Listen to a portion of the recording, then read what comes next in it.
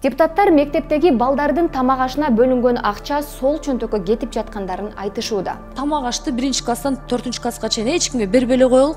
Айбек мырза айткандай, каттуу нанды жеп эле чоңойгонбуз, туурабы? Арыктан сууду иче калып эле чоңоюп келгенбиз. Эч ким эчтеке өлгөн эмес. Анан ортодогу акчаны бирөөгө жедиртип койбойлук. И так эле биздин бюджеттин биягынан толтуруп атабыз, асты тешик түшүп атат, толтуруп тешик түшүп атат. Биздин президент Нуркожоевич аракет кылып атат. Бияктан ошондой ортомчулар, шүмшүктөр жеп кетип атышат. Андан көрө бунун баарын жокко чыгарып туруп эле бирөөгө жем болбойлук дегеним да ортодогуларга. Бирок алар жемкорлук менен күрөшкөндүн ордуна балдардын тамак ашы менен күрөшүп, мамлекеттик казынадан балдардын тамак ашына 1 сом дагы бөлүп бербөөнү сунушташты. Буга чейин белгилей кетсек, бала бакчадагы балдардын тамак ашын толук ата-энелерге өткөзүп берүү демилгеси көтөрүлгөн болчу. Буга ата-энелердин көз карашы кандай? Жоюп салса каршыбыз эмне жоятан балдардын тамагына. Алар өссө ичсин ошо сууду.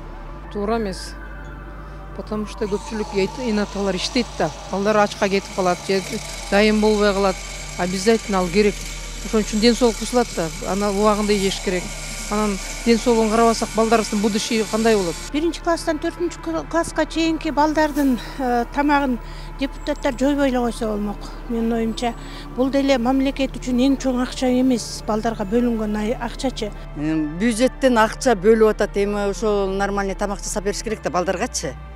Уже нормальный тамак жасап бербей 14 сомдук тамакты 7 сомдук кылып берип атса, анан алгыс деле жаны күйгөнүнөн айтып атат болуш керек. Бирок азыркы балдардын ден соолугу башка, азыркы заман башка. Алгыс бюджетти коротпойлу деген неме кылып атат. Анан балдарга бирок тамак бериш керек да.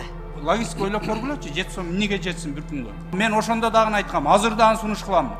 Калп эле биз ысык тамак менен камсыздадык деп бекерден бекер балдарыбызды кайра биз отравить этпестен, болбосо бул мемен алып эле коелу. Эгер бүгүн туура келбесе, анда айтпайлыбы, бул туура келбейт. Андан көрө лучше ата-энелерге туура түшүндүрөйлү. Андан көрө ошо үйүнөн, мына биз деле окуганбыз мектепте. Апабыз жаап берген нан менен эле келип 1 сомун кылып туруп кетчүлек. Балдарга обязательно жардам бериш керек, ден соолугун чыңдаш керек, анан биздин будущий каяка кетет.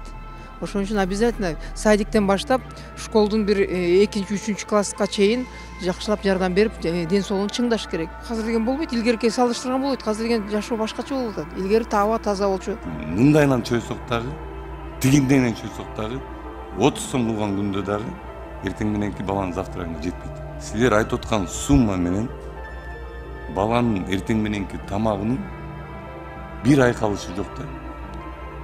Сиз эртең менен балаңызга мындай кичине кылып нанды кесип берип тургандан кийин кичине чайга малып тургандан мектепке жибересизби?